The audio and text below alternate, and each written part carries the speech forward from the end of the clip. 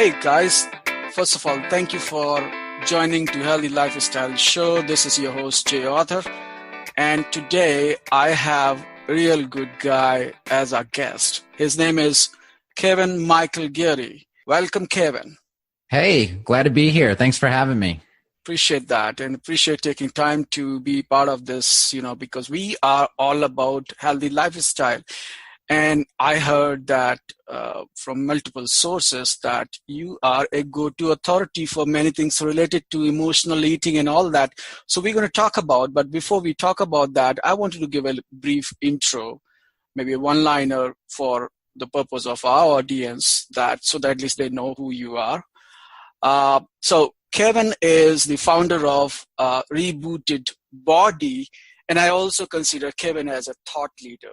And when I say a thought leader means like he's breaking the notions, the conventional notions in many aspects. And guys, you already know, I follow the same kind of a path here. I don't believe in everything what media says.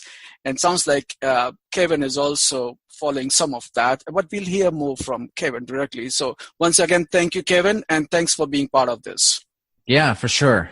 So there's a tradition here on Healthy Lifestyle Show. We always start our show by knowing our guest.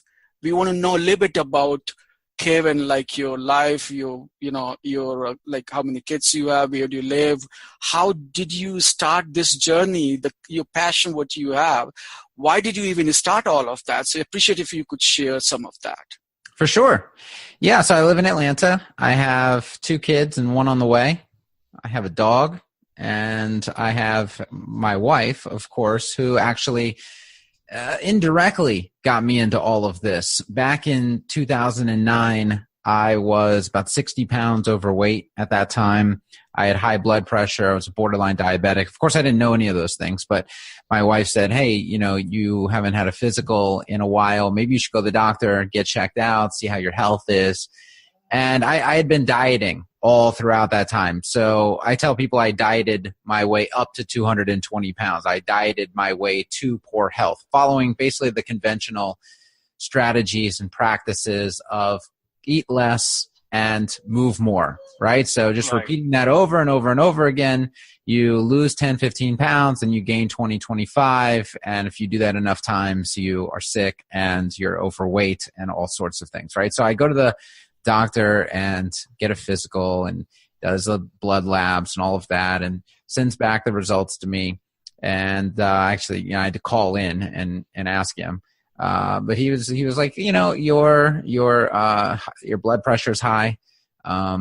Your blood sugar is concerning, and basically a few other things. And I was like, well, okay. Here's the problem. I've been trying to get healthy. Like, what do you recommend that I actually do about this? And he didn't really have an answer. He gave me the same exact advice that I was already doing, which is, hey, you should probably start eating less and moving more. And so that was very frustrating. And of course, it leaves you feeling hopeless because you're like, well, I'm already doing that. Like, I don't know how to reverse all of this, the problems that you're telling me I have. So I went to start researching, and thankfully, I came across some people talking about real food and the quality of food versus the quantity of food you're eating being most important. So it was kind of like, hey, stop focusing on the quantity, which is what I was doing, just counting calories, eating less. And they were like, no, focus on the quality of food you're eating. And this was a huge change for me because I came from a standard American diet. I came from primarily all processed foods. So I had zero knowledge of how, actual nutrition would impact my health and lifestyle. I thought it was just a numbers game. And so that was very, very eye-opening. I started implementing a lot of the principles that I learned through that and got great success. Dropped, 30-ish pounds and was correcting all of those health markers that were kind of going awry. But then I stumbled onto another issue, and that was kind of the psychological side of things. I realized that I had some sort of relationship with food and a relationship with sugar in particular that were very problematic. And so I knew what I was supposed to be eating. The problem was I couldn't do that consistently on a day-to-day basis. I had great intentions of changing my diet, but something would happen every single day where I would go back to my old ways. And like I said, I lost 30 pounds because I was doing it for a while. And I think this is the pattern that most people recognize in themselves, that they can buckle down, so to speak. Sorry to interfere, Kevin, here. It sounds so familiar. Yes. Yeah. And it almost seems like, we have many audience members writing to us because we're pretty we're not selling anything over there. It's the pure information which is accessible to everybody and anybody, Mm-hmm. And so we have seen a trend, many people writing to us and sharing almost like a similar story, what you're talking about. Now, that leads to something interesting over here, and I want to bring that to your attention and see if you want to address that or not. Mm-hmm. We have seen numerous people writing back to us and saying, and sharing with us openly and honestly, saying, I have a problem. And I say, what can I do for you? And they say, I can't stop eating. It almost sounds like, those guys are emotional eaters. Mm-hmm. So I said, I'm going to find somebody who can help you out. So I came up with this idea of what if you can share, let's be more specific, helping those people where we can say, hey, how to stop emotional eating, and in the process you lose weight. Yes. So where do we start? We start with Can we start with the emotional eating? What is emotional eating? Not everybody knows. So emotional eating is the use of food for comfort, control, and coping behavior. And so you have a relationship with food that's not, I eat food for nourishment. I mean, sometimes you do. It's not, I eat food for just simple enjoyment purposes. Sometimes you do.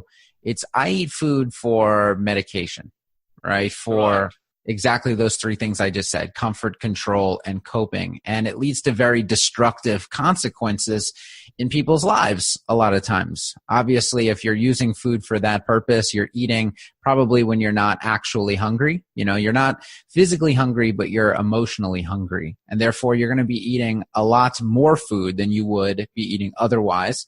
And since real foods, very, very healthy foods, tend to not be great medications in terms of food, you're probably also eating destructive foods. You're eating processed, hyperpalatable foods full of sugar and unhealthy fats and just a very, destructive food. So that tends to lead to not just weight gain, but poor health consequences as well. And that's a thing that a lot of people are struggling with, a lot more, I think, than most people realize and that some people are willing to admit. I totally agree with you, and it makes perfect sense. So that leads to another question. I'm just trying to think like you're one of those audience members. Mm-hmm. Say, okay, thanks for sharing that. It makes sense. It sounds like you're talking about me, but now how do I overcome that emotional eating? So the first thing you have to do is you have to realize that emotional eating is not your problem, which intuitively it seems like it would be. And a lot of people say, I have a problem with emotional eating. Emotional eating is actually people's attempts to solve their problem. So they have underlying problems or challenges or issues or what have you, and they're using emotional eating to try to cope with those underlying challenges. So if you deal with the underlying challenges, then you see a massive reduction in the coping behavior, in the emotional eating. So therefore, emotional eating is not the problem. Emotional eating shows up when you have problems because it is linked. It's a symptom, but it's not the problem. So if we set out to try to control our emotional eating, which is what a lot of people do, they don't actually address the underlying challenges. It just causes more frustration and more failure. They target the emotional eating as if it's the problem rather than targeting the underlying challenges. If they start to target the underlying challenges, then they're going to see by default a reduction in the emotional eating. So do you mind expanding those underlying challenges? Are you referring more towards mind-body connection and those kind of things, or going beyond? It's so I use a term called biopsychosocial, and that's just a combination of biological factors, psychological factors, and social factors. And so if there's a lot of stress in people's lives, biopsychosocial stress across the spectrum, could be in any of those categories. It could be in a combination of those categories. If they have unfulfilled or unmet needs as a human being, everybody's heard of Maslow's hierarchy of needs. If a lot of those needs are going unmet, and there's some other needs that I detail as well in my Decode Your Cravings program, and I think that's a good kind of place to shift to, is this word cravings, because that's often associated with emotional eating. People find that they describe their emotional eating behavior as cravings for certain foods. And sometimes they even blame it on the foods themselves. Like they say that sugar is this drug that has special power over them, and that causes them to have to avoid sugar at all costs, right? So we're demonizing sugar. We're saying sugar is this special thing that has control over me, and that's not actually the case, right? So sugar is a good medication, so people do turn to it, but it doesn't have any special powers. If it did have special powers, it would probably affect everybody the same. But there's a lot of people who can eat sugar, who can eat some processed hyperpalatable foods, and they don't end up using those foods for, or I should just say, they don't end up abusing those foods, right? So Right. that makes sense? Yeah, perfectly. Yeah. So let's say, let's try to reframe the word cravings. Mm-hmm. And so what I like to have people do is play offense instead of defense. Defense is, I have to defend myself against these foods. I have to defend myself against sugar. I have to defend myself against calories. I have to defend myself against cravings. And what I want people to do is play offense. I want them to go after things, to pursue things. And I think that's a much more empowering strategy. So what can we play offense with? What can we pursue?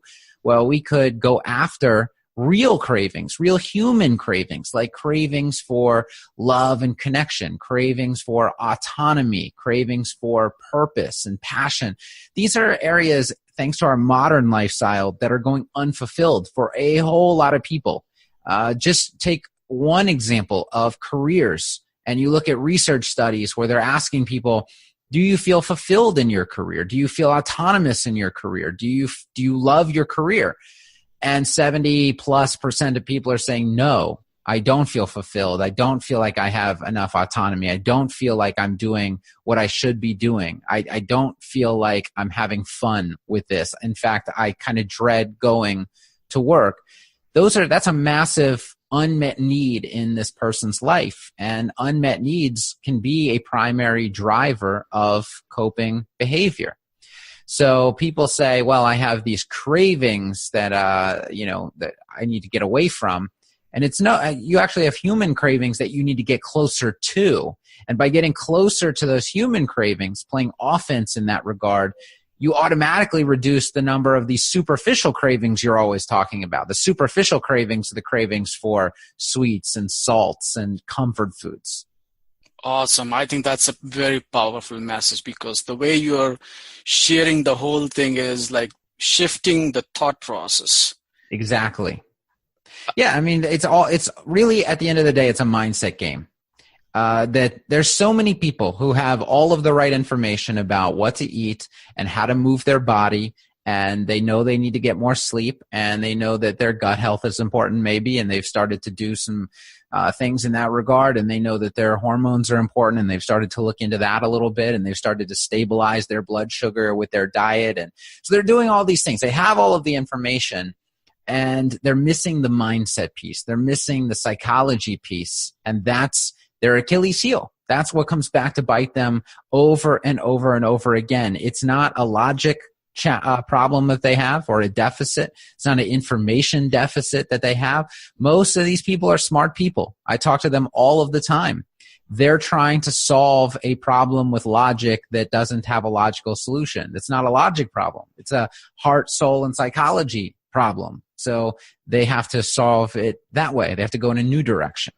Right. Talking about the new direction now, I know in such a kind of a time is squeezed interview, you can't do justice with the kind of knowledge you have. I can already feel that. Mm-hmm. But I still want to do something. I want to extract something out of you, which is, can we share a even brief blueprint?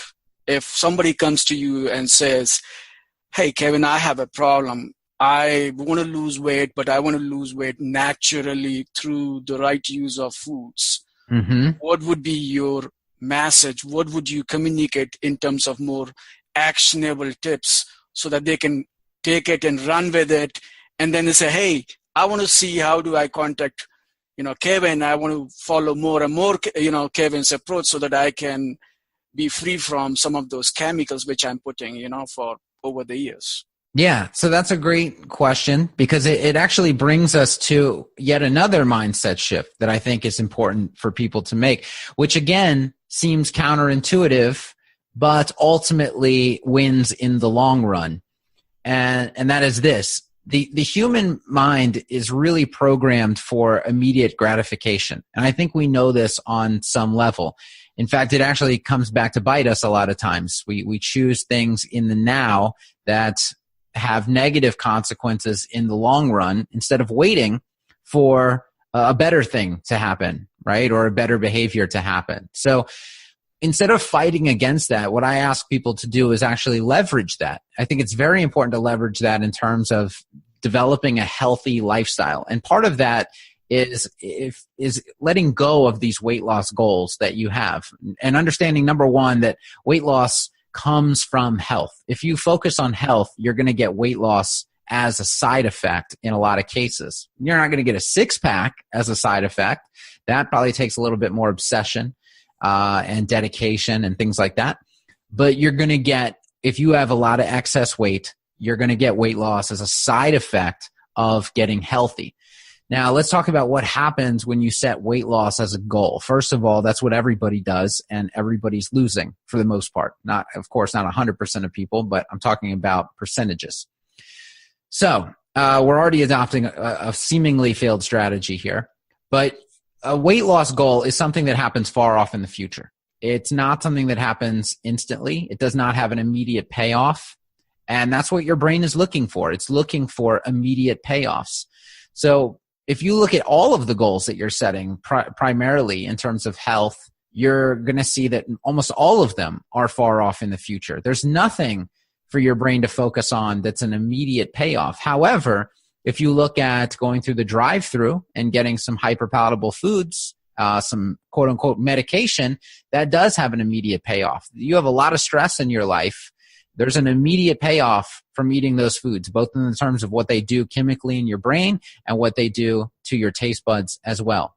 So you have these goals that don't provide an immediate payoff, and you have these foods that you have an oppositional relationship with that do have an immediate payoff. And then people wonder, why do these foods keep winning?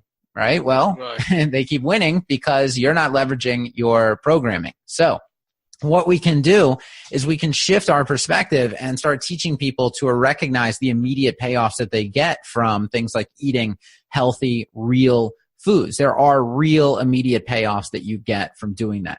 We can help people recognize the immediate payoffs that they get from the activities that they engage in. And primarily that comes from shifting the activities that people are engaged in. Most people are engaged in very oppressive fitness strategies that they don't really enjoy. They're not intrinsically motivated to do. And that's why they feel like they need a lot of extrinsic motivation. They need accountability partners. They need trainers. They need willpower. They need discipline, all of these things to force them to stay on track with this plan that they really don't want to be doing. And if we shift people to intrinsically motivated activities, they find that, number one, they recognize the immediate payoffs that come with those. Number two, they don't need all of the other stuff, the willpower, the discipline, the trainers, the extrinsic motivation. So we have immediate payoffs now that we're starting to recognize. What we also have to recognize is that if you allow those future-focused goals to cloud the picture, to stay there in your mind, they will end up sabotaging your present day behavior. So if you really want to win long term, it's very important to let go of those long-term goals. They're going to be reached by default if you're consistent in your day-to-day habits. And if you look at the research of human behavior, it's very clear that people who are process-focused are much more successful than people who are outcome-focused. And that's what those long-term goals are asking you to do. They're asking you to be outcome-focused. You're focused on an outcome rather than being focused on the process. And if you look at the most successful people in all areas of life, professional athletes, people who are experts in any field that they are in, that the top people, they're all process focused. They find love and enjoyment in the process, and they recognize and celebrate immediate payoffs. They don't have these long-term outcomes that they're always striving for. It's always about the day-to-day. It's always about making it a practice. And if you do that with your health, you're going to reach those long-term goals by default. Awesome. I would say, Kevin, your message is extremely in sync with what our podcast is all about.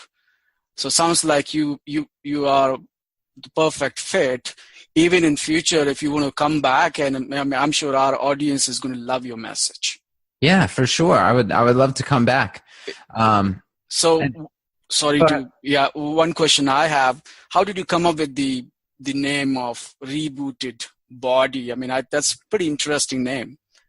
I liked the term reboot, and so it's kind of like reset, but it just has a little bit slightly different connotation to it. And I like the kind of link to computer programming almost, where we have these programs running in our minds a lot of times, and those need to be kind of decommissioned or reprogrammed, right? Mm-hmm. We need some new software. Our software is very old school software, and it's not serving us. It's very buggy, in fact. And if we can install this new software, it's kind of top of the line, has all the bugs worked out, it's fresh, we can be much more successful. So I think it speaks to that in a lot of different capacities. And I think that it speaks of what you're trying to do over here is you're trying to make a difference in people's life by rebooting their thought process. In the process, you're basically rebooting their body. Exactly. Yeah, exactly. No, I think it's a very powerful message. So if our audience wants to be in touch with you and contact you, learn more about you, what can they do for? So rebootedbody.com is our website. Like you said, we have a podcast called the Rebooted Body Podcast. Obviously, your listeners are podcast listeners, so it's an easy jump to just hit the search bar, type in Rebooted Body, and subscribe to our podcast there. We actually have a brand new podcast that we just released called the Bite Size Wellness Podcast. So you can find that at bitesizepodcast.com, or again, just type it in the search bar. You'll find it. That's a completely different approach. So Rebooted Body Podcast, we do very long form content. Sometimes shows are an hour, 2 hours long. Bite Size Wellness is very short stuff, very actionable advice. So this depends on what you like, or maybe you like both, which is a lot of people. So we have those two podcasts, and then we have our website. And at our website, you're also going to be able to find our online academy. We have 2 core programs that we lead people through. One is Total Body Reboot, and that focuses on the nutrition and the fitness and the self-care side of things. And then Decode Your Cravings focuses on healing that relationship with food, body, and self so that you can nail down that day-to-day consistency. So both of those programs are very powerful, and I would recommend if people are, if this is resonating with them, what they're hearing, that they check out those programs. Coaching is included with them as well. So it's a great place for them to start. Thank you, Kevin. It's nothing but my pleasure and honor, I would say, to have you on our podcast, because your message is extremely powerful, and I would request all our listeners to go and check it out, your program, because it's nothing but solid foundation I think they can build using some of your advice. Well, thank you very much. Yeah, and in future, I'm sure we'll talk to each other again. Absolutely. Okay, thanks. Bye. Thank you. Thanks for listening to the Healthy Lifestyle Show, and you can learn more about us at healthylifestylepodcast.com. And to plan your healthy meals, don't forget to visit healthylifestylemeals.com. We'll see you next week. Listeners should know this podcast is for informational purposes only and assumes no responsibility for how this material is used. While using any information shared here, please consult with your healthcare provider.